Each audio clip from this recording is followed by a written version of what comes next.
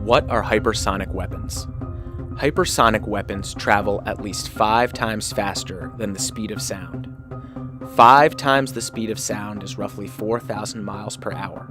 At that speed, a hypersonic weapon could travel between New York and Beijing in about 1 hour and 40 minutes. Some weapons could travel even faster, up to about 20 times the speed of sound. Hypersonic missiles are nothing new.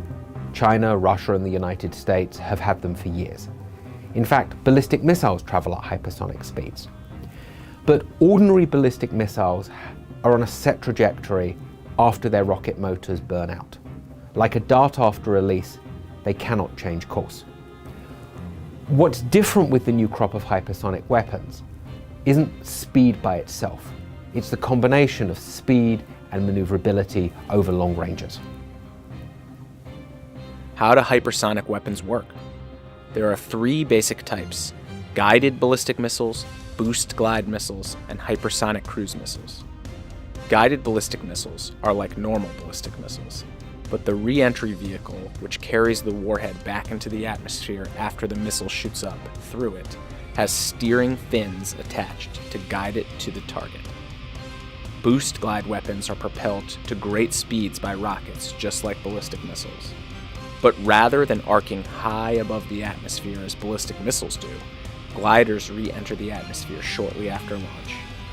They rely on aerodynamic lift to stay aloft, potentially for thousands of miles without the use of an engine.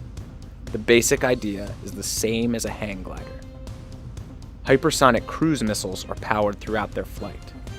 To keep flying at such great speeds over long distances, they need special scramjet engines. The speed of the missiles itself forces air into the engine, where it combusts at supersonic speeds. Hypersonic cruise missiles are still in the works. China, Russia, and the United States are all conducting research into them.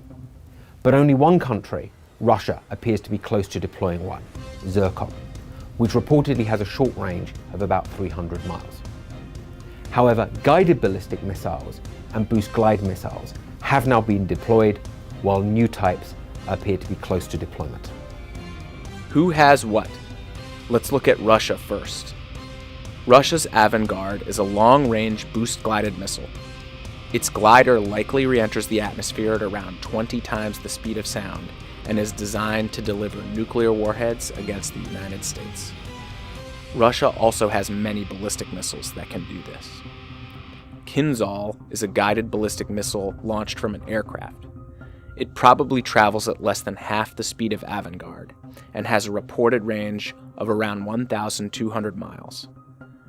Russian President Vladimir Putin has stated that it can carry a nuclear or a conventional warhead.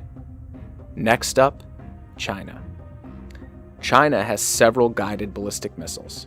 Its furthest reaching is the DF-26, which can travel about 2,500 miles and likely re-enters the atmosphere faster than 10 times the speed of sound. Like Russia's Kinzhal, it can reportedly carry either a nuclear or a conventional warhead. China also has a new boost glide missile, the DF-17, which it showed off in a military parade in October 2019. It's not clear whether this missile has been deployed, but if it hasn't yet, it probably will be soon.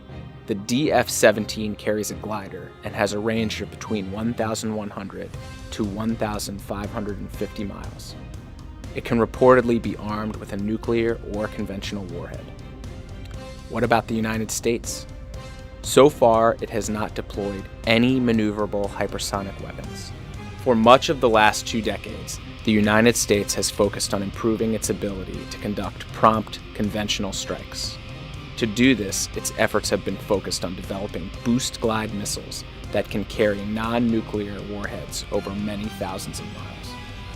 Making sure that weapons of such long ranges are accurate enough to be effective, even without much more powerful nuclear warheads, presents daunting technical challenges.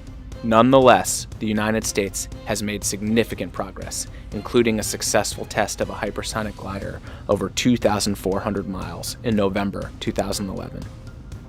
So is the United States falling behind? Well, not really. Although the United States hasn't yet deployed a maneuverable hypersonic weapon, its program is, in many ways, more sophisticated than either China's or Russia's. Recently, the administration of US President Donald Trump made the decision to deploy a hypersonic weapon as quickly as possible. And to make that happen, the United States is now focusing on shorter range systems that are less technically demanding than longer range ones. And those efforts are likely to lead the United States to deploy hypersonic weapons within the next few years. A three-way arms race is now well underway.